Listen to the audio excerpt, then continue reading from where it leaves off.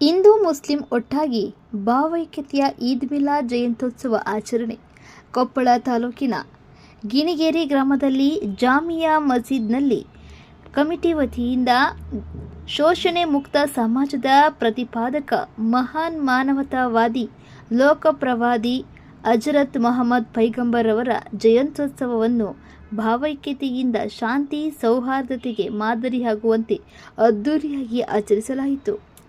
Police ಇಲಾಖೆ ಸೇರಿದಂತೆ ಊರಿನ ಗುರು ಹಿರಿಯರು, ಯುವ ಮಿತ್ರರು ಪಾಲ್ಗೊಂಡು ಕಾರ್ಯಕ್ರಮವನ್ನು ಯಶಸ್ವಿಗೊಳಿಸಿದರು. ಇದೇ ವೇಳೆ ಮಂಜುನಾಥ್ ಸ್ಪೋರ್ಟ್ಸ್ ಕ್ಲಬ್ ಸಂಘದ ವತಿಯಿಂದ ಮುಸ್ಲಿಂ ಬಾಂಧವರಿಗೆ ಸಿಹಿ ಹಣ್ಣು ಹಂಪಲು ಹಂಚಿ ಕೊಪ್ಪಳ ಜಿಲ್ಲೆಯ ಗಿಣಿಗೇರಿ ಗ್ರಾಮದಲ್ಲಿ ಸೌಹಾರ್ದತೆ ಮೆರೆದಿದ್ದಾರೆ.